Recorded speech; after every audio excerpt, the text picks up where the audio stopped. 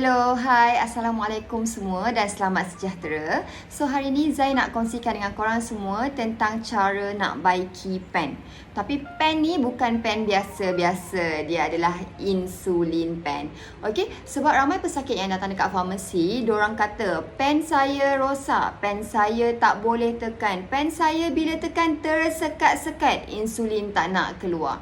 So sebenarnya betul ke pen korang ni rosak? So jom Zai ajar cara nak baiki pen korang yang rosak. Okay? Basically dekat Malaysia ni, dekat government sector, kita ada dua jenis pen yang paling famous. Yang pertama adalah Novo pen. Okay, Novo pen macam ni lah. Dia ni punya bekas, ni dia punya pen. Okay, dan kalau untuk yang kedua, kita ada Insugen pen lah. Insugen pen ni dia punya bekas. Okay, ni dia punya pen. Okey, cara nak baiki kedua-dua pen ni sama. Okey, sebelum saya nak terangkan tentang cara-cara nak baiki pen ni, saya rasa saya perlu terangkan sikit kat semua tentang bahagian-bahagian dalam insulin pen. Okey, ni kita panggil cap. Okey, ni bahagian body dia lah. Okey, ni kita panggil cartridge holder, maksudnya tempat yang kita nak pasang insulin ni. Okey, dan kita ada satu lagi kompartmen yang kita panggil yang ni.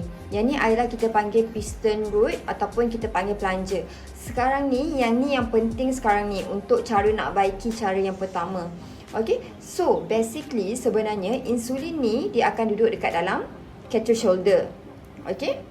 Okey, lepas tu bila dia duduk dekat cartridge holder, biasanya kita akan pasangkan cartridge holder ni lah dekat dalam body ni. Lepas tu biasanya kita pesakit-pesakit insulin akan dial dos insulin kan yang korang nak. Contohlah kalau korang perlukan 8 unit, so nanti korang akan picit lah. Korang akan picit. Tapi korang perasan tak sekarang ni dekat tengah-tengah ni kosong.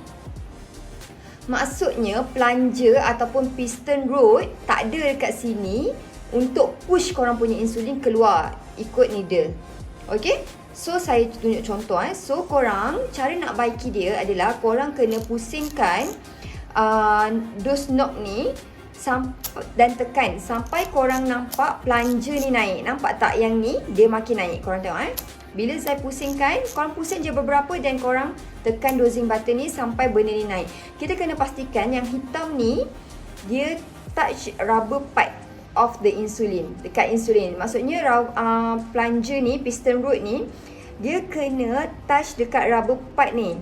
So bila dia touch dekat rubber pipe ni, baru benda ni boleh push insulin untuk keluar. Faham tak? Saya harap korang faham lah. Okay, korang push. Lepas tu korang tekan lagi. Okay, sampailah dia touch. Okay, faham tak? Okey, korang tengok kalau korang kata betul ke insulin tak keluar, saya tak pasang needle pun. Kejap saya pasang needle. Nak tunjuk bukti dekat korang. Mana needle?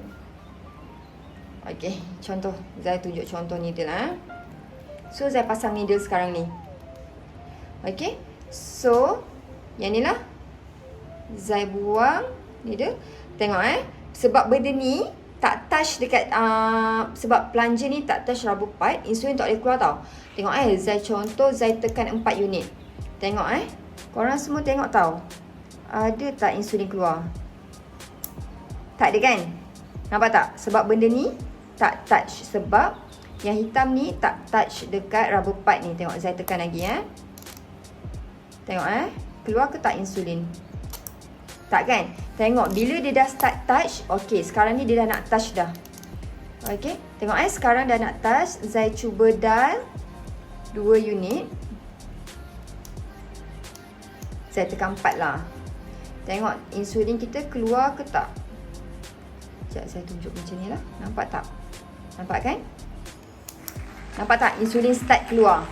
Okey, nampak tak? Sebab yang hitam ni, piston ni, dia dah touch dekat rubber pipe.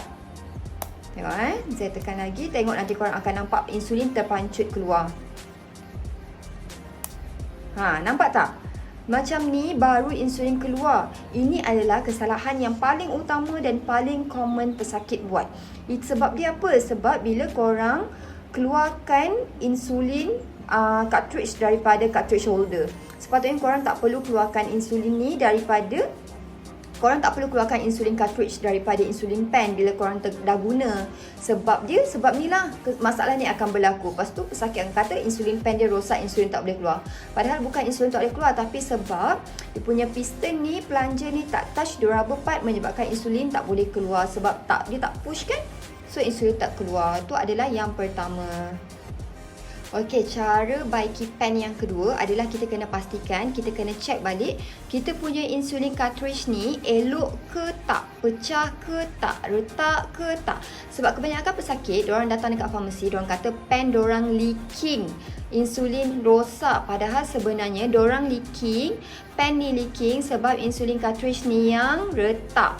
Bila dia retak, maksudnya insulin tak boleh keluar. Nampak tak retak tu? Saya harap korang nampak. Nampak kan retak? Bila retak, bila kita masuk dalam pen, bila kita push dosing button tu kan. So bila kita push dia, insulin tu tak keluar lah ikut needle. Insulin tu keluar ikut tepi-tepi yang leaking ni. Faham tak? Saya tunjuk contoh dekat korang. So saya buka benda ni. Saya pasangkan insulin macam biasa. Okey, saya pasangkan needle. So, saya buka needle. Tengok contohlah saya tekankan. Nampak tak? Insulin tak nak keluar. Sekejap saya tekan lagi. Nampak tak? Insulin tetap tak nak keluar. Okey, tadi nampak tak insulin keluar? Okey, insulin buat masa ni memang dia ada certain time dia boleh keluar. Tapi at the same time dia akan start leaking dekat tepi-tepi tau. Dekat tepi-tepi. Kita cuba lagi kita tengok dia leaking ke tak. Saya tekan 10. Saya nak tunjuk belah sini lah. Okey. Insulin still keluar. Tapi tangan Zai dah start basah. Tangan Zai dah start basah sebab insulin tu dah start leaking. Okey, insulin tu dah start leaking. Insulin cartridge ni dia makin lama makin retak tau, menyebabkan makin lama makin banyak leaking. Sebab bila kita first time jatuh insulin pen ni, memang kita tak akan perasan dia leaking first. Tapi bila dah banyak kali guna, baru dia start makin banyak leaking lah. Zat akan tunjuk kat korang. Tadi sikit je tau dia punya, tadi sikit je dia punya pecah tu. Tapi bila kita push dia makin lama makin akan banyak retak tau. Korang tengok insulin cartridge ni makin banyak crack tau. Korang tengok tadi dekat bawah ni je kan. Tapi sekarang nampak ni dekat sini. Nampak tak? Sebab kita buat dia more pressure, so dia makin crack banyak lah. And tangan Zai pun memang nampak ni dah start basah. Nampak tak tangan Zai basah? So makin lama leaking tu makin banyak tau. Okey, yang ni yang ketiga. Maksudnya yang terakhir lah cara nak baiki pen insulin korang.